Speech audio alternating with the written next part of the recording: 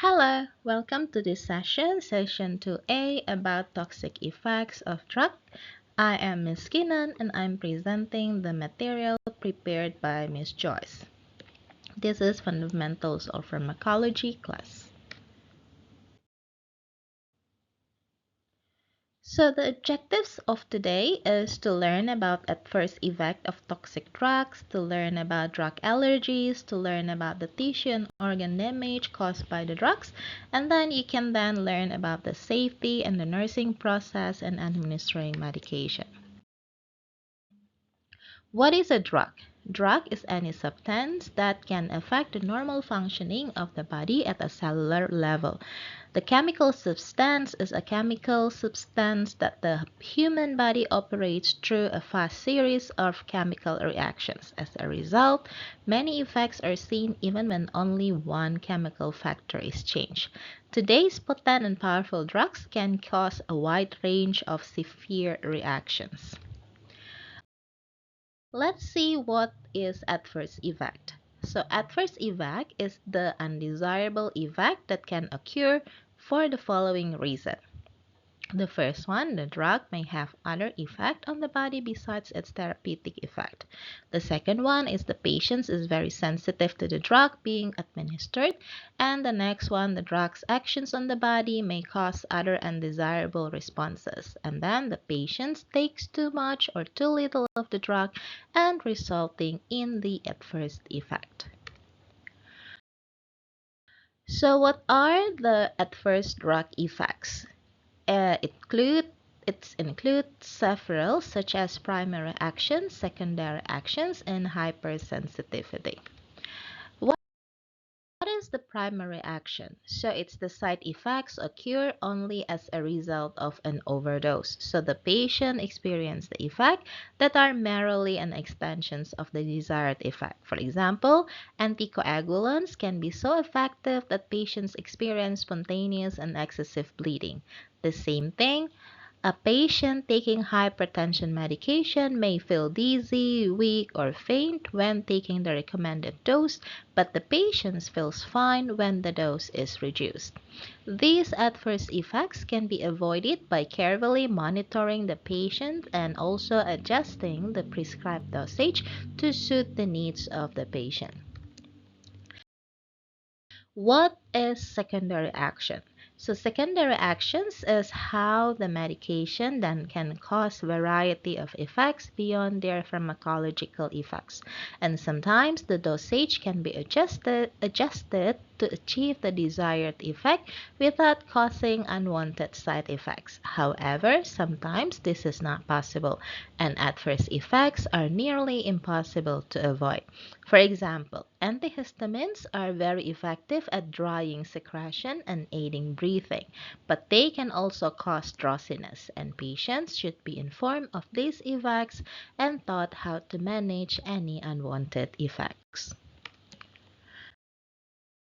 Next is what we call hypersensitivity. So some patients are highly responsive to both the primary and secondary effects of a drug.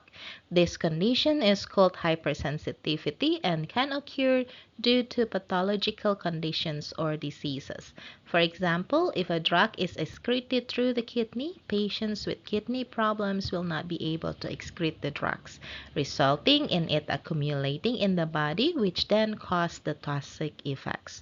Hypersensitivity can also occur if the patient has a disease that can make the drug's effect unpleasant or dangerous. For example, if the patient has an enlarged prostate and taking anticholinergic drugs, they may experience urinary retention or even bladder paralysis. If the drug inhibits in the uterine sphincter, the patient should be instructed to empty the bladder before taking the medications. Or we can also do a dose reduction so that we can avoid the potentially serious effect on the urinary system. Now let's learn about the drug allergy. So the drug allergy is the condition when the body develops antibodies to a specific drug, causing an immune response when the person is exposed to that drug. For example, patient cannot be allergic to the drugs they have never taken before, although they can experience cross allergies to drugs in the same class as those they have previously used. Many patients attribute their drug reactions to drug allergies, resulting in patients not being given the medication they were prescribed. There are four classifications for drug allergy. The first one is anaphylactic reaction, the second one is cytotoxic reaction, the third one is serum sickness reaction, and the fourth one is delayed allergic reaction. Let's begin and talk one by one. So the first one is anaphylactic reactions. This allergy involves antibody reacting with specific site in the body, causing the release of chemical including histamine, which produce an immediate reaction or swelling in the mucous membrane and bronchial constriction that can cause respiratory distress and even respiratory arrest. So that's the assessment. You can see urticaria, rest, difficulty breathing, increased blood pressure, pupil dilatation, diaphoresis, feelings of panic, increased heart rate, and even respiratory arrest. And you need to administer epinephrine so that this anaphylactic reaction won't happen or stopped. Now you have to massage the injection site so the absorption will be quicker. You notify the doctor and stop administering the medications, and you also have to prevent, you have to instruct the patients that they need to wear the medical bracelet or carry epinephrine for emergency condition. And the next reaction of allergy is what we call cytotoxic. So this is when the antibodies is circulating inside the blood and attack the antigens or drug on the site of action, causing their death. Reaction may be immediately or for several days, but then it's characterized by the destructions of red blood cells and platelets.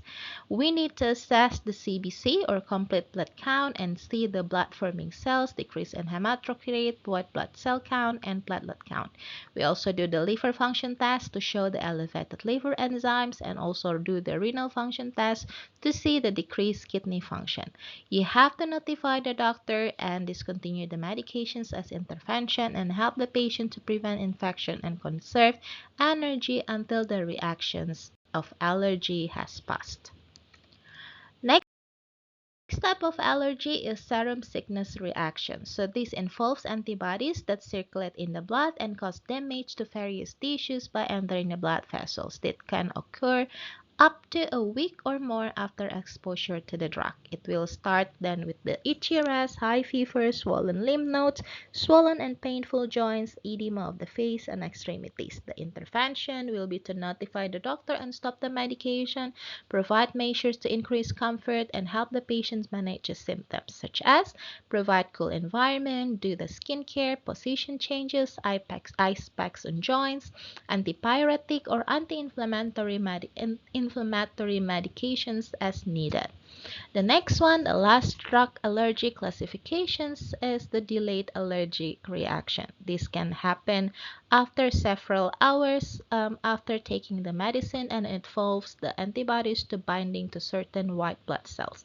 That will be rash, itching, and joint swelling. You need to notify the doctor and stop the medications as well as provide the skincare measure, including antihistamines and topical corticosteroids.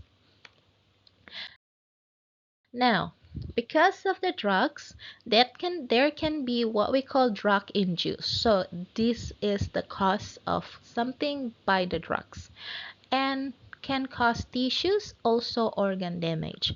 And so the drugs can act directly or indirectly to cause various types of adverse effects on various tissues, structures, and organs.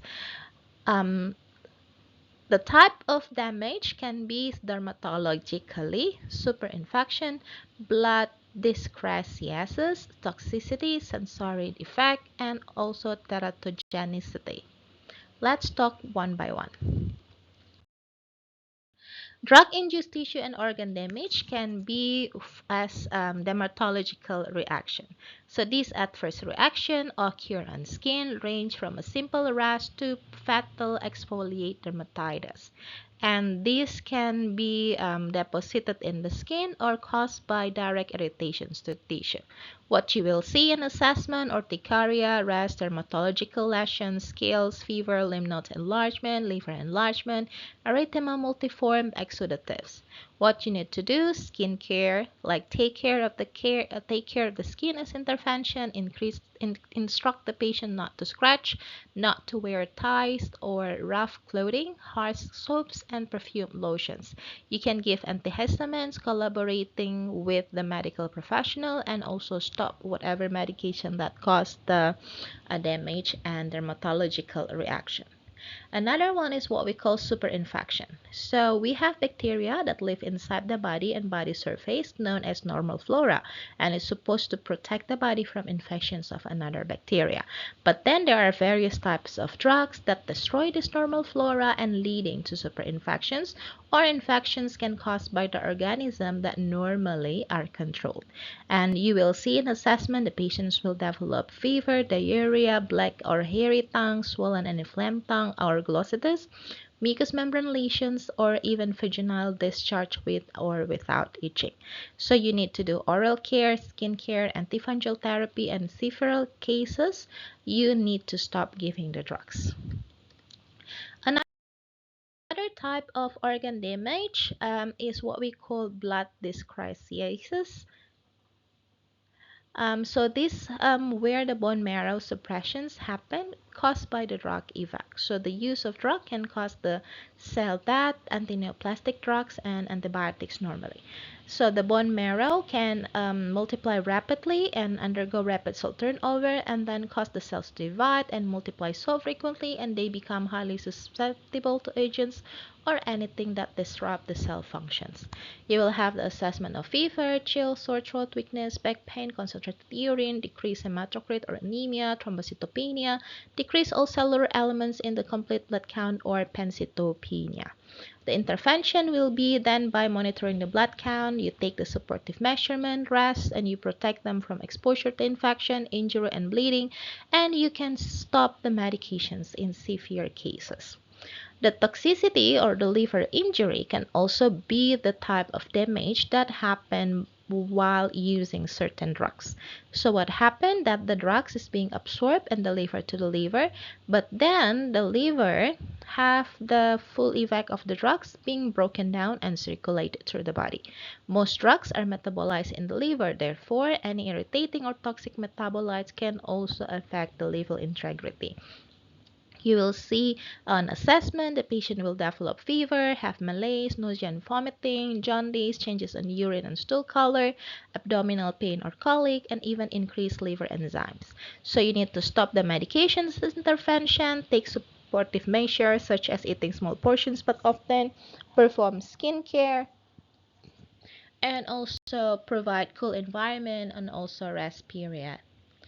Toxicity can happen also to the kidney, so it can cause the kidney to have injury, where then in the kidney you have the glomeruli that contain the network of tiny capillaries that filter blood into the renal tubules, and these drugs molecules are large enough to block this capillary network and cause inflammation, acute in or severe kidney problems. Some drugs are excreted unchanged by the kidney and potentially irritating the renal tubules.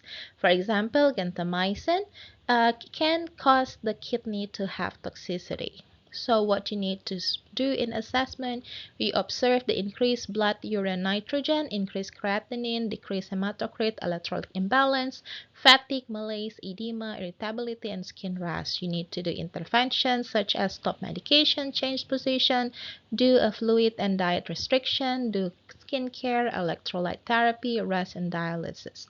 Toxicity can also be poisoning. So this can occur when there is an overdose of a drug that damages various body systems and causing potentially fatal reaction. The assessment will be varies depending on the type of drug, whatever drug they are using. And what we need to do as intervention is we perform life support and emergency measures to then help in these severe cases. Now, another three will be sensory effect, such as ocular toxicity and auditory damage. Ocular toxicity are related with the blood vessel in the retina that is very small, and they don't connect with the arteries. Some drugs will be then collected in the small arteries and causing inflammations and tissue damage, such as chloroquine, the drug that's usually used to treat rheumatoid, and it can cause retinal damage and even blindness. So we need to observe in assessment for blurred vision, changes in color vision, even corneal damage, and any blindness. You have to monitor the patient's vision when receiving the medications known to be oculotoxic, and you have to discontinue the medications when this toxicity happens. For auditory damage is similar but different, so the tiny blood vessel and nerves of the eight cranial nerves are easily irritated and damaged by certain medications. Macrolide antibiotics can cause severe damage to the auditory nerve, such as aspirin, often associated with tinnitus and eight cranial nerve damage. So you need to observe an assessment for dizziness, tinnitus, and loss of balance, and even hearing loss. What you need to do in intervention is to monitor the loss and change in patient's perception, prevent patient's injury, and even stop administration of the medication. The last one is what we call teratogenicity, and many drugs reach the fetus can cause death and congenital defect, including skeletal abnormalities, limb abnormalities, central nervous system changes, heart defects, and many more. That's why in assessment, we need to see the exact effects of drugs on the fetus, whether they're known or they're unknown. And we need to see the pregnant women who are taking the medication. They should be informed about the potential effect of the drugs to their baby. So before administering the medicine, you have to ask the pregnant women whether the benefit is very high and very outweigh the potential risks it can cause. And we always said that all pregnant women are advised not to take any medications without consulting to a doctor during their pregnancy.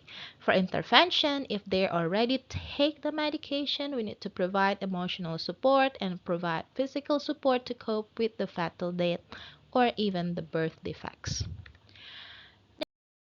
Now, remember when we are talking about drug-induced tissues and organ damage, remember that it can cause like skin problem, dermatological damage, as well as the liver damage and also the kidney damage. So as a nurse, you always need to check whether the drugs can cause allergic reaction and also check the function of the liver and the kidney so that the drugs will then be good for these two organs and not causing any damage.